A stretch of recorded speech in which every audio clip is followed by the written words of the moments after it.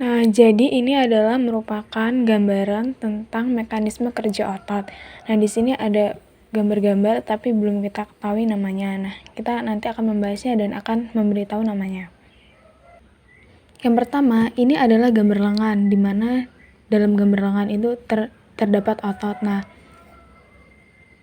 ini itu dinamakan otot. Nah, sedangkan di dalam otot ini mengandung ini nih. Nah, ini itu dinamakan dengan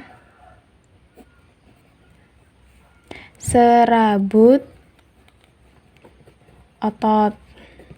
Nah, di dalam serabut otot ini, otot juga mengandung ini, nukleus ini yang disebut dengan nukleus.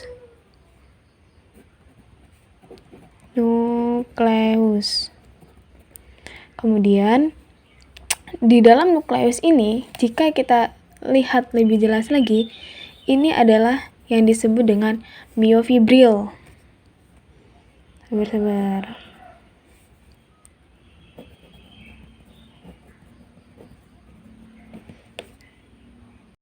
Nah, di dalam miofibril ini terdapat bagian unit sarkomer. Mana sih yang namanya sarkomer? Nah, ini nih. Di sini adalah yang namanya sarkomer. Nah, di pinggirnya ini itu menamakan garis Z. Nah, sarkomernya ini nih, sarkomer. Nah, ini adalah bagian sarkomer. Ketika kita lihat lebih perjelas, bagiannya akan seperti ini. Nah, ini dinamakannya garis Z. Nih, jika kita belah akan seperti ini gambarnya. Nah, sarkomer itu merupakan unit terkecil dari bagian otot. Nah, jika sarkomer ini dilihat dengan lebih jelas lagi, maka bentuknya akan seperti ini. Ini merupakan bentuk yang sudah dimodifikasi. Nah, di sini itu terdapat filamen tebal dan filamen tipis. Nah, yang dinamakan filamen tebal adalah ini. Disebut dengan filamen tebal. Karena dia memiliki dua garis. Filamen tebal atau yang bisa disebut dengan miosin. Nah, sedangkan bagian-bagian garis-garis hitam ini itu disebut dengan filamen tipis.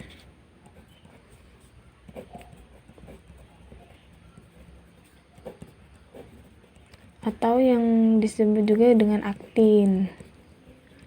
Nah,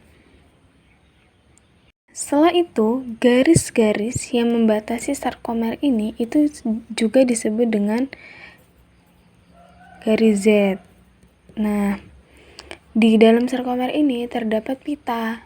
Nah, yang pertama itu pita yang sampai sini itu disebut dengan pita I karena dia hanya yang mengandung filamen aktin.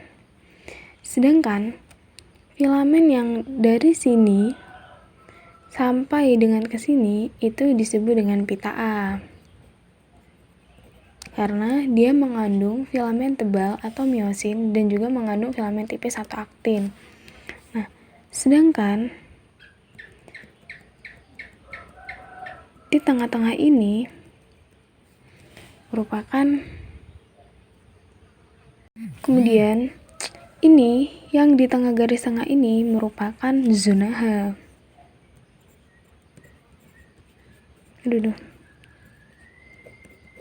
Zona H ini merupakan tempat utamanya kontraksi otot nantinya. Kemudian yang selanjutnya di sini ada struktur aktin. Nah, struktur aktin ini seperti ini nih. Yang biru-biru yang diisi oleh biru-biru tebal ini disebut dengan troponim. Nah, garisnya ini yang mengikat ini disebut dengan tropomiosin.